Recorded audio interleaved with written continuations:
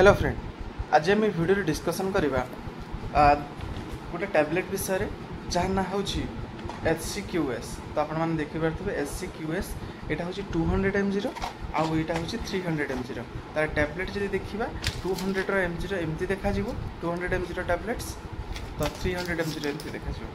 ठीक अच्छे, तो आम डिस्कसन करवा ये मेडिसिन कहीं व्यवहार कराए आ कौ क्षेत्र में व्यवहार कराए। तो प्रथम मुझे कही रखुच्छे गोटे प्रेस्क्रिप्शन मेडिसिन बिना डॉक्टर कंसल्टेशन मेडिसिन आप खाइबे ना, किंतु ये को खाइला परे आम बॉडी रे कौन चेंजिंग हुए और कौ कारण पाई को दिया जाए। फास्ट ऑफ ऑल आम डिस्कसन करवा कि HCQS या भितर जो कंपाउंड अच्छी जहाँ ना हूँ हाइड्रोक्सी क्लोरोक्विन टैबलेट्स। तो हाइड्रोक्सी क्लोरोक्विन टैबलेट्स आप क्लोरोक्विन ना शुणिक आप भावुवे गोटे मलेरिया ट्रिटमेंट करने। हाँ, एक्चुअली यहाँ हूँ एंटी मलेरिया ड्रग, किंतु यार बहुत गुड़ाक प्रॉपर्टी अच्छे अलग अलग डिजीज रे भी व्यवहार करहब। फास्ट कथा हूँ आम मलेरिया को ट्रिटमेंट करने एक डोजटा दि जाए।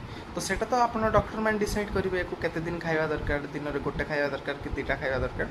तो सेटा हूँ सिवियरिटी उपर डिपेंड कर सहित अलग कौ डिजीज रे को आम व्यवहार करती। मेनली आप देखिए जो बयस टी होगला गोटे आर्थराइटिस डिजीज हुए जहाँ को आम ओडिया आंठू गंठी बात बोली कहते। तो जो हुए यही गंठी जगार पेन हवा स्टार्ट हुए, फुला रुहे, आंकलाइटिस हुए, स्पॉन्डिलाइटिस हुए।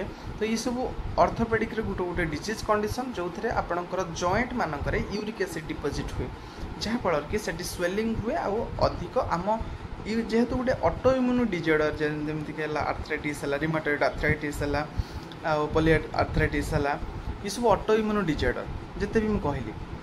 जेहेतु ऑटो इम्यून डिजॉर्डर काम कौन ना सी आम इम्यूनिटी सिस्टम जोटा बैक्टेरिया मानक रही अन्य कौन फॉरेंसिक बॉडी रही आम बॉडी तैयारी करछि। तो सी कौन हम ना आम निज सेल को डैमेज करने को लगे, जहाँफल कि आमर से इनफ्लामेशन करदे से बथा लगे स्टार्ट हम। तो ये कौन पेन किलर नुहे को खाइले ठीक हो, किंतु ये कौन कर आपण से जगार जदि फुली जाइए फुला आसो माने जहाँ को एडेमा कंडीशन कहे फुली थी फुलवाटा को कम करदेव आठी जब इनफ्लामेशन चलती ताकू कमेदेव जो गंठी बथा लगुव कहीं यूरिक एसिड डिपोजिट होती बथा हो सी कमेदेव। जेहेतु इम्यूनिटी सिस्टम आमको सप्रेस करुच्ची एक इम्यूनो मॉड्यूलेटर भी कहुए। तो ये इम्यूनिटी सिस्टम को सप्रेस करके से जगार कमेदेव आ बॉडी में बढ़िया काम कर। आउ गोटे जगार व्यवहार हुए स्किन डिजीज रे, स्किन रे देखिए किसी लोकंर देखिए पूरा रेड कलर हो जाए, हाथ हो मुँह बेले बेले हो पूरा रेड रेड माने भीतर लगे कि भीतर रक्त लगी भीतर, किंतु कुंडे होता बेले बेले कुंडे हुएनी। तो से भाया कंडीशन रे सी तो ऑटो इम्यूनिटी जमी सोरियासिस है, तो SLE है।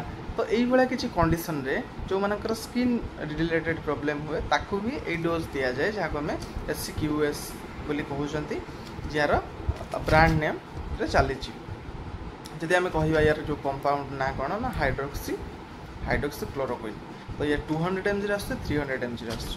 तो बिना प्रिस्क्रिप्शन नापी मुझे मना कर यार ऑटोटॉक्सिसिटी बहुत अधिका, माने ये साइड इफेक्ट यार बहुत अधिका। जब साइड इफेक्टर कथा कहवा आपन को माने शुणवे प्रोब्लेम हो पारे, जब अधिक टॉक्सिक होगला आप बॉडी तो शुणवे प्रोब्लेम हो पारे। आ बेले बेले आप कान रे गोटे रिंग भाया साउंड हम माने गोटे बुजर बाजिला भाया साउंड हम सेमती भी कर सहित भोक लगे कमेदेव। तापर डायरिया बेले बेले हो पारे एक कंडीशन रे। ठीक अच्छे, तो एक बिना प्रिस्क्रिप्शन आप व्यवहार करेंगे ना। प्रेगनेंसी पेसेंट आउ कि लैक्टेटिंग जो मैंने क्षीर दौरान पिला फीमेल मान कथा कहूँ, तो से यही मेडिसिन व्यवहार करने पूर्व प्रथम डॉक्टर कंसल्टेशन निहाती आवश्यक। ठीक अच्छे, तो एतिकी थिला इनफॉरमेशन या विषय में आपन केमती लगिला वीडियो निश्चित कमेंट माध्यम जनइबे। Thank you.